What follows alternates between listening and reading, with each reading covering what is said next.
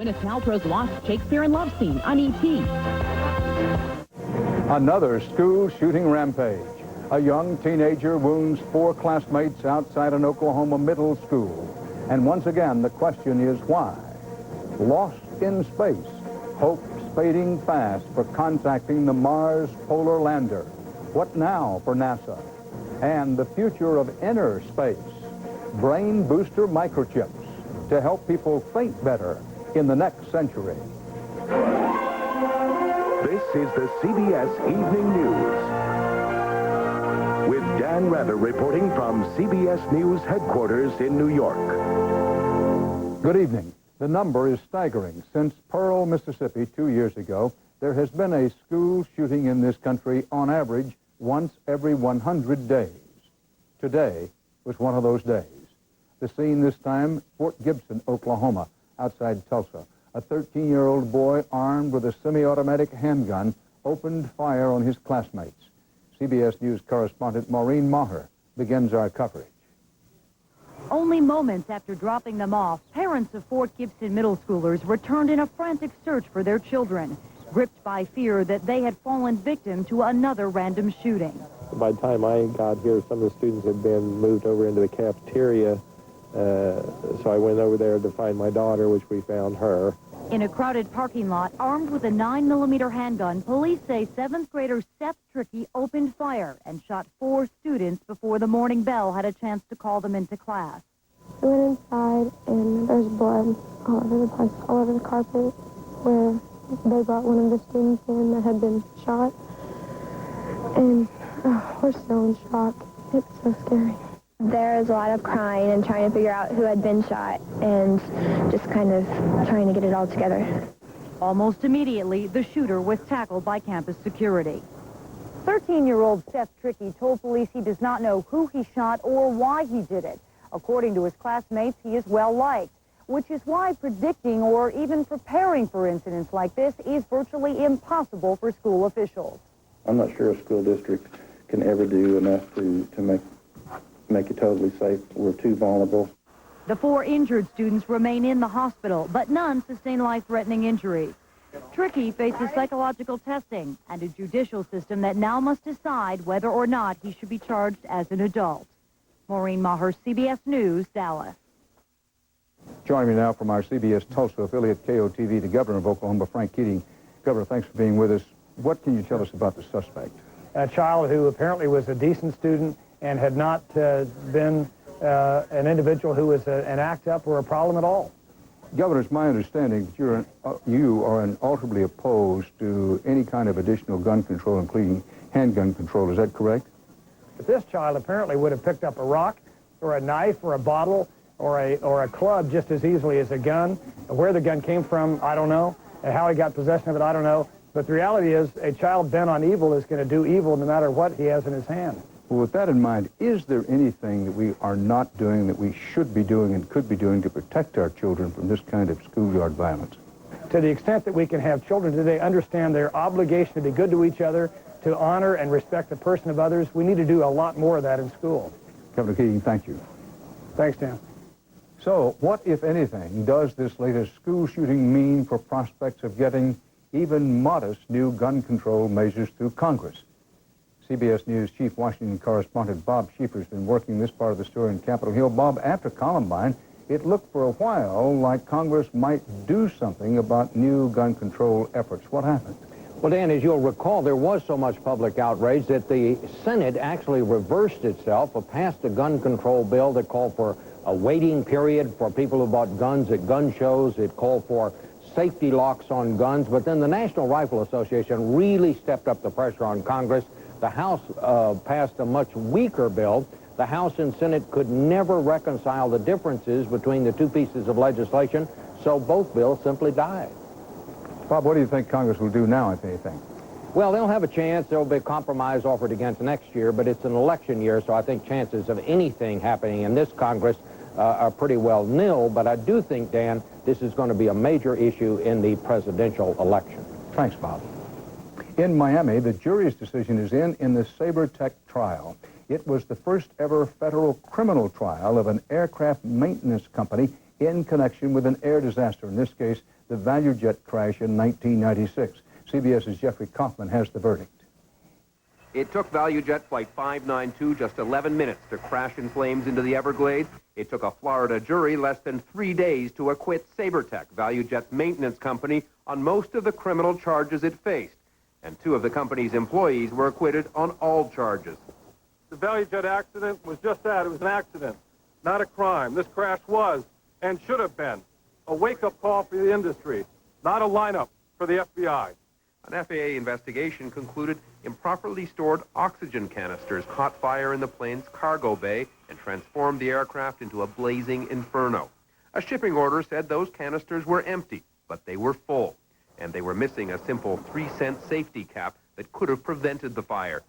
The jury found Sabertech guilty of improperly packing those canisters, but acquitted the company on 14 more serious charges. That's my son, Fillmore. For Gwendolyn Marks, a partial conviction is a total disappointment. I think they're getting off with a slap on the wrist. I think they should have been found guilty of all those charges. Sabertech is now bankrupt, but the company's lawyers say they will appeal, and the company will be back in court. It faces separate state charges, including 110 counts of third-degree murder, 1 count for each victim of the crash. Jeffrey Kaufman, CBS News, Miami. The U.S. State Department today rejected a demand from Fidel Castro for the immediate return of a 6-year-old Cuban refugee. The boy washed up on the Florida coast Thanksgiving Day and became the latest pawn in an international power struggle. CBS's Byron Pitts has more about this from Miami.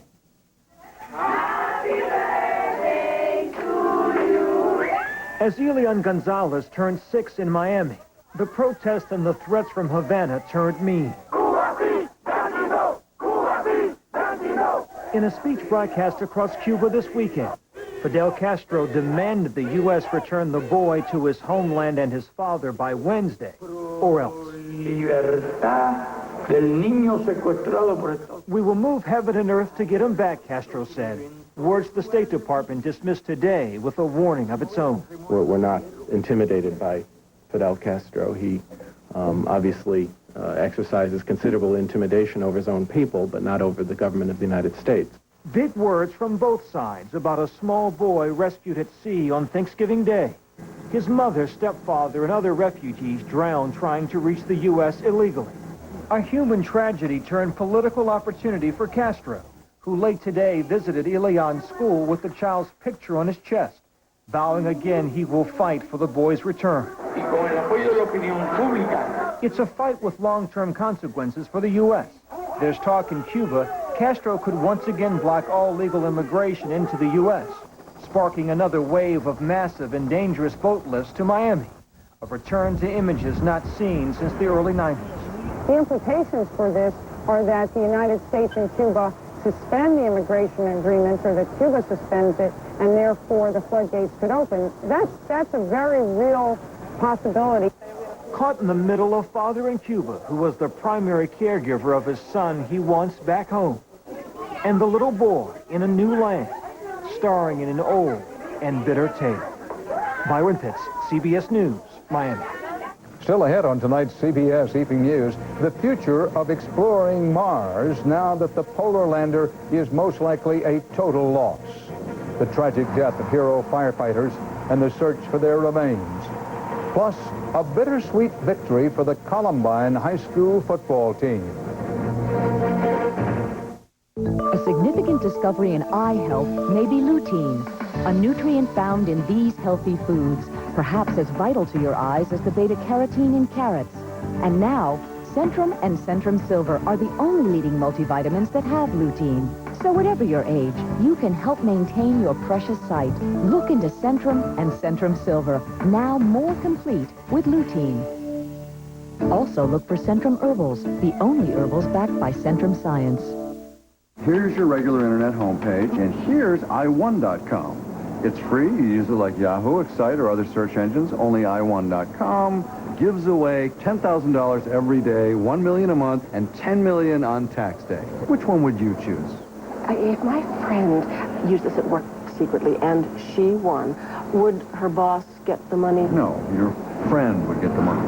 It's good to know. Introducing i1.com. Why wouldn't you? Hi, I'm Chris Carter. I'd like to talk to you about a problem that can happen in your city, your community, to someone you love. The inability to tell the difference between a bid price and an ask price, a market order and a limit order. But thanks to programs like Web Shop, Schwab is making a difference. At Schwab branches across America, they'll teach you all about using the world's leading online broker. Pay attention. Just another way Schwab is helping to make smarter investors. How do you look up a stock symbol again? They're still adding up the damage from last week's debacle in Seattle. The Downtown Seattle Association today estimated property damage at about $2.5 million, and merchants, it said, lost $17 million in business because of the disorders and the violence of a few around the World Trade Organization meeting. The meeting itself broke up with no agreement on an agenda for 21st century trade talks. The trail to locating the lost Mars polar lander has now grown colder than Mars after sunset. And as CBS's Vince Gonzalez reports tonight, the high cost of losing this second straight robotic spacecraft mission to Mars in a matter of months could take its toll on NASA's leadership in more than just money. Still no signal at 4.3 and 4.5. All weekend long, flight controllers plotted through one failure scenario after another, one contingency plan after another. What went wrong with the Mars polar lander, and could it be fixed? An antenna problem? For some reason, this antenna is not pointing directly at Earth. Is the lander in electronic hibernation and it won't come out? An indication of a signal would be a spike in that line. But now it looks like the lander really has flatlined. We're pretty much reaching the point where we've used up our final silver bullets. They're not giving up totally. Mission controllers have ordered the lander's backup antenna to just spray the sky with radio signals tonight, hoping the orbiting Mars Global Surveyor hears something, anything. They say it's their last best shot, but some are already talking about the mission in the past tense. It was the first time that we would have put a spacecraft down on the surface in the polar regions of another planet.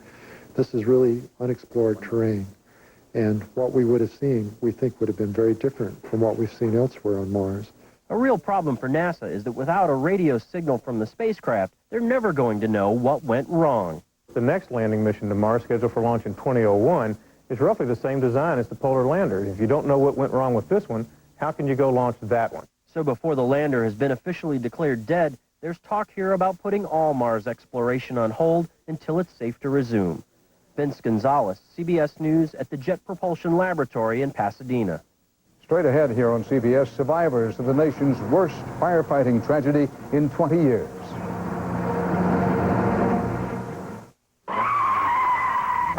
Two large double cheese. It's about time. I'm starving. Whoa, that can't be cable. It's DirecTV. You get all your favorite cable channels.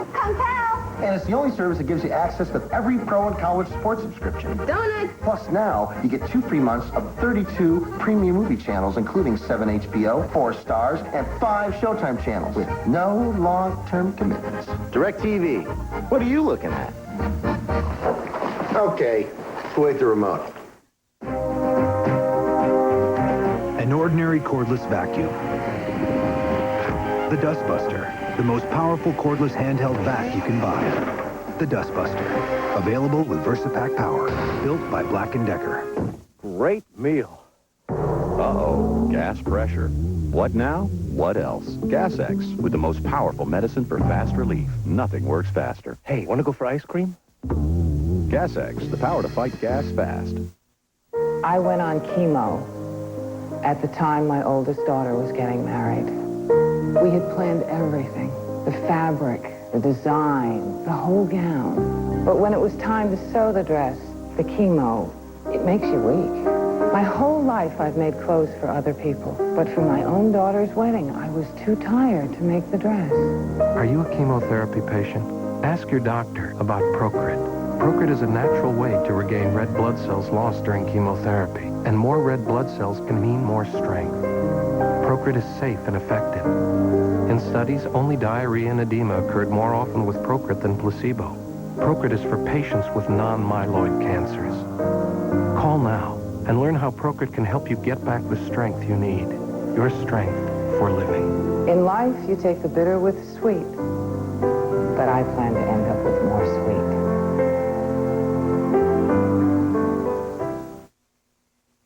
A bizarre twist developed today in the mysterious death of billionaire banker Edmund Safra. Monaco's chief prosecutor says an American male nurse confessed to starting the fire that killed Safra and another nurse in Safra's Riviera penthouse. The nurse reportedly wanted to call attention to himself in a dispute with another employee. In Geneva today, international bankers and politicians packed a synagogue for Safra's funeral. His death came during the final stages of the sale of his Republic National Bank to a British firm. In Worcester, Massachusetts, it started out as a routine fire in a warehouse, then suddenly became a death trap. They're still trying to extricate the firefighters' bodies from the smoldering ruins. 17 children were left fatherless, and the whole city is grieving tonight. CBS's Randall Pinkston is there. They brought in more heavy equipment today, trying to open up the tomb of fallen debris where 6 Worcester firefighters were trapped and killed. So far, they've only recovered 1 body. We walked in with 6 fellow firefighters, and we're waiting to walk out with them. Flames broke out Friday night in this abandoned warehouse. Firefighters were told there might be homeless people inside. They went into the maze of rooms and apparently became disoriented. First, there were 2 men missing. A team went in to look for them. Then another team. And all of a sudden, I heard a call from ladder 200 to ladder 2, which is one half of the crew talking to the other half, calling for them, and the other half was not answering. The men's voices disappeared from the radios when the building collapsed. This building, as I refer to it as the building from hell, this building was built to hold in cold. It's a cold storage building. Therefore, it held in the heat also. In the close-knit community of urban firefighters, this is the nation's deadliest disaster in 20 years. Tonight, members of that community are leaning on each other. We've lost our family, 6 members of our family. They will always be our family. The search will continue around the clock until they find their fallen colleagues, but that won't be the end of the ordeal. There will be investigations into the cause of the fire and the decisions that were made that night. I was beating myself to death on this, saying, Jack, what did you do wrong? Personally feeling responsible for guys that were the best. The truth may be that no one did anything wrong, that they died because they were doing their jobs. Randall Pinkston, CBS News, Worcester, Massachusetts. The U.S. Supreme Court today agreed to review a landmark 1966 ruling that requires police to read citizens suspected of criminal acts their so-called Miranda rights. The High Court will be deciding whether Congress, in effect, overruled the need for such Miranda warnings with a law passed in 1968. Up next on the CBS Evening News, a computer chip memory upgrade for your brain on the countdown to 2000.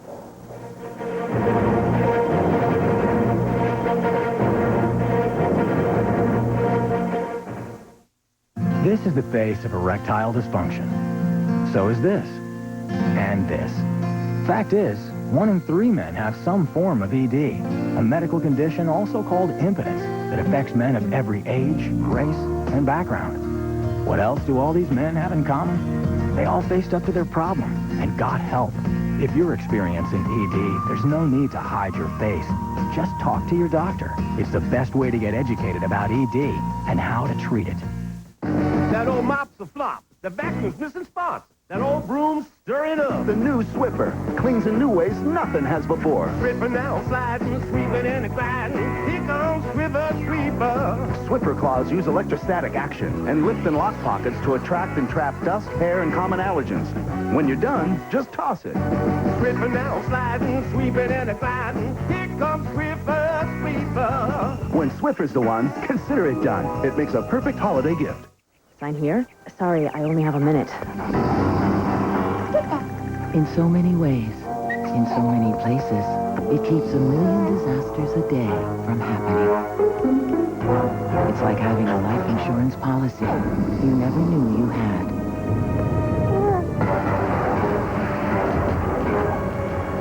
Gotta go. It's plastics. There's my good girl. Plastics make it possible. Nobody in America sells more office products to more businesses than Office Depot. You can shop our store. Or you can shop our catalog. You can shop online. Taking care of business, it's all mine. Taking care of business and working overtime. Work out. Office Depot, taking care of business.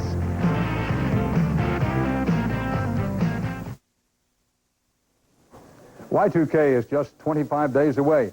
Another day closer to 21st century medicine.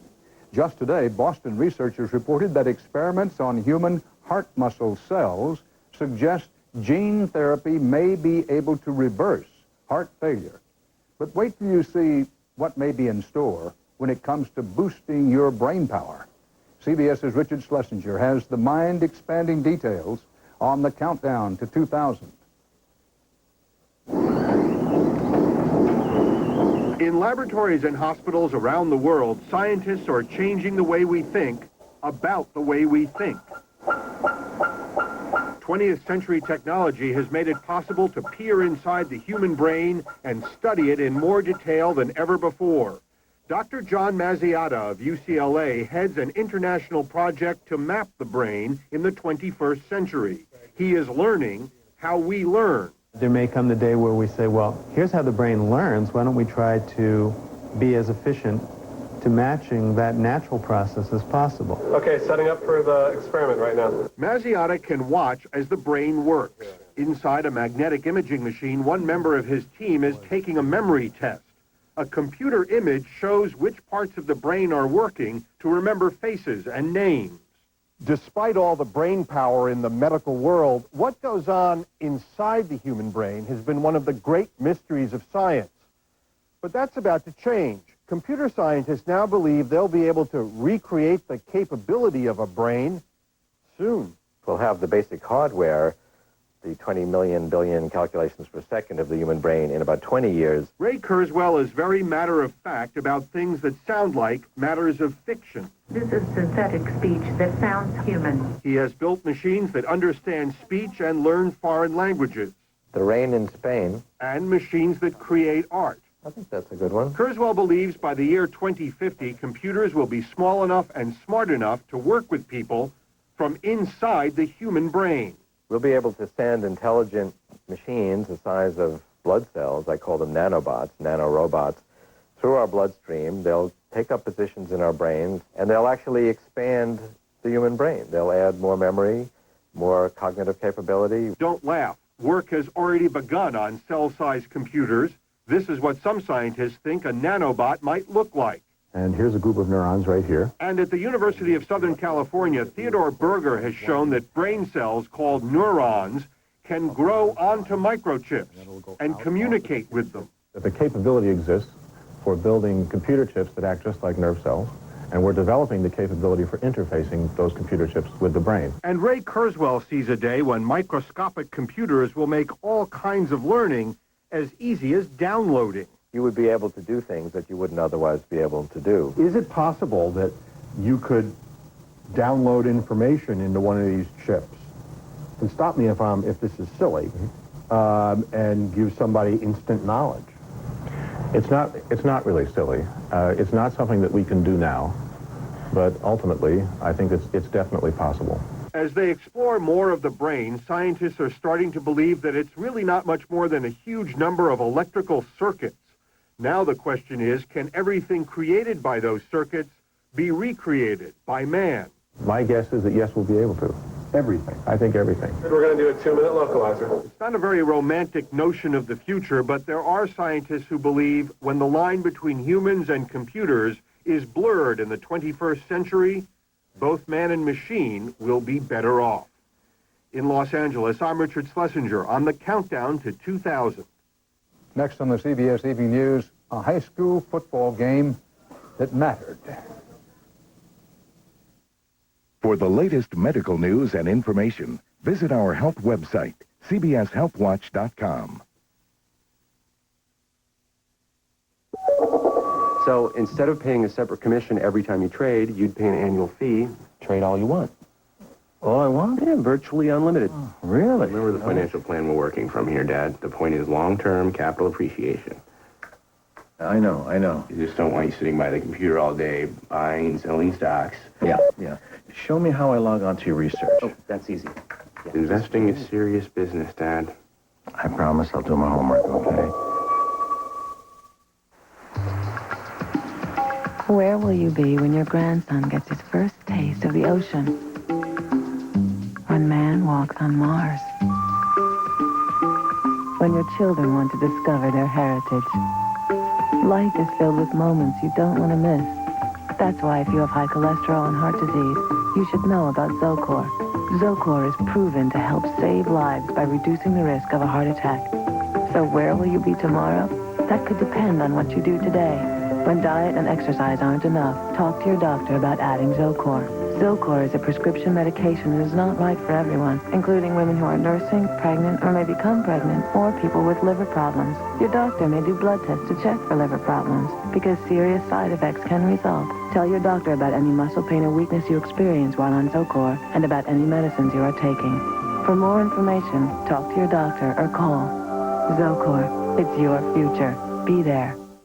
$69.99. What are you looking at, cable? It's just getting good. 3 minutes a week. Ah, DirecTV. Hey, everybody.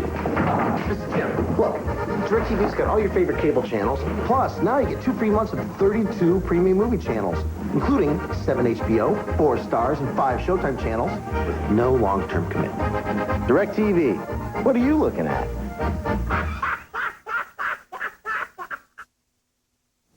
We opened our broadcast tonight with the latest school shooting in Oklahoma. We close tonight with the latest aftermath of the Columbine High School shooting in Colorado. It's a reminder that life goes on, but so does the determination to remember what was lost. MJK, they chanted, Matthew Joseph Kepter. He was supposed to play varsity this year for the Columbine Rebels, but he never made it past the JV. His life was taken, along with 12 others, on a sunny spring day in the school library. It was for him the whole season. He was so close to us in our hearts. We love him, and it's for him. Columbine High had never won a state football championship before, but then they had never dedicated a season to a lost teammate before. They were rebels with a cause. Let's go. Right, Twins, 41. Trailing 14-0 behind a perennial state power, Columbine came from behind to win the championship, and the bittersweet thanks of Matt Kechter's father. That just makes me proud, and it would make Matt proud, because he's proud of these boys. You guys are awesome. For 7 months now, Matthew Kechter's family and the people of Columbine have lived with an unbearable sadness. This weekend, they got a little joy, too.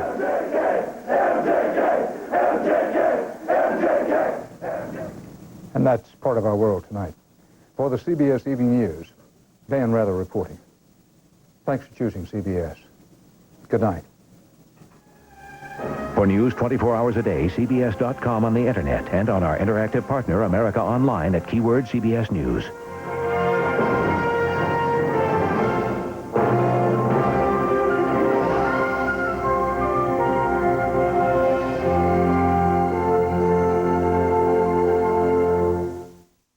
As a prisoner of war in Japan, Bob was forced to do slave labor. That was illegal, and he's still angry. They ain't never shaken our hands, have they? So he's suing, and he's not alone. Can this last?